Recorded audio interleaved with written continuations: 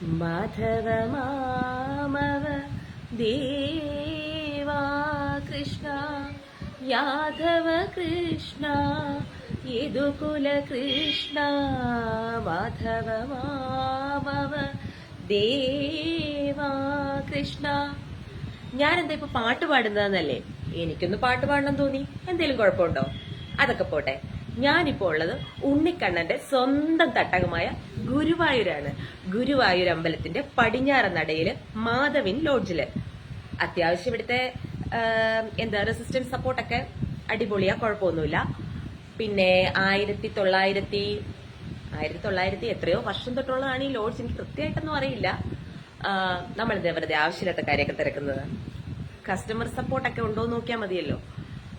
ഇവിടുന്ന് KSRTC സൗകര്യമാണെങ്കിലും എന്ന് വെച്ചാൽ ഈ ലോഡ്ജിന്റെ ഓപ്പോസിറ്റ് ആണ് KSRTC ബസ് സൗകര്യമുണ്ട്. അതുപോലെ തന്നെ ഇവിടുന്ന് 60 രൂപ കൊടുത്തു കഴിഞ്ഞാൽ നമുക്ക് റെയിൽവേ സ്റ്റേഷനിൽ ചെന്നെത്താം. പിന്നെ അമ്പലത്തിൽ തൊഴാനും ഇവിടെ വളരെ സൗകര്യമുണ്ട്. പിന്നെ ഫുഡ് കഴിക്കാനാണെങ്കിൽ ഇവിടെ തൊട്ടടുത്ത് തന്നെ ഒരു റെസ്റ്റോറന്റ് ഉണ്ട്. അതല്ല, ഇനി ചെറിയൊരു ഫാമിലിക്ക് ഫുഡ് കഴിക്കാനാണെങ്കിൽ ഇവിടെ 1-2 ചെറിയ കടകളുണ്ട്. അതായത് കഞ്ഞി, പയറ്, പപ്പടം, അച്ചാറ്, പിന്നെ ഒരു സൈഡ് ഡിഷായിട്ട് ചെറിയ കുറച്ച് കപ്പപ്പുഴുക്കൊക്കെ ആയിട്ട് അങ്ങനെ 40 രൂപയ്ക്ക് നമുക്ക് ചെറിയൊരു തോതിൽ എന്ന് വെച്ചാൽ ഒരു ലൈറ്റ് ആയിട്ടൊക്കെ കഴിക്കുന്നവർക്ക് അങ്ങനെയുള്ള എല്ലാ സൗകര്യങ്ങളും നമ്മുടെ ഈ പടിഞ്ഞാറ് നടയിലുണ്ട്. ഞങ്ങളെല്ലാവരും ഗുരുവായൂർ കുളിച്ചു വരാൻ വേണ്ടി വന്നതാണ്. ഞങ്ങളെല്ലാവരും ഗുരുവായൂർ വന്നിട്ടുണ്ട്. ഞങ്ങളെന്ന് പറഞ്ഞു കഴിഞ്ഞാൽ ഞാനുണ്ട്, അമ്മയുണ്ട്, വല്യമ്മയുണ്ട്, എന്റെ മൂത്താള്. പിന്നെ ഗുരുവായൂർ വരാത്ത ആളെന്ന് പറഞ്ഞു കഴിഞ്ഞാല് ഞങ്ങളുടെ കുഞ്ഞൂസാണ്. കുഞ്ഞൂസ് ഗുരുവായൂർ വന്നിട്ടുണ്ട് എന്റെ വയറ്റിൽ കിടന്നപ്പോ. ഇപ്പൊ പുറത്തിറങ്ങിക്കഴിഞ്ഞ് ജയിൽ പുള്ളികളൊക്കെ പുറത്തിറങ്ങുമല്ലോ, പുറത്തിറങ്ങിക്കഴിഞ്ഞ് വരുന്നത് ആദ്യമായിട്ടാണ്. അപ്പൊ അവൾക്കൊന്ന് ചോറ് കൊടുക്കണം. ഫോട്ടോ ഒക്കെ എടുക്കണം എന്ന് എനിക്ക് ആഗ്രഹമുണ്ട്.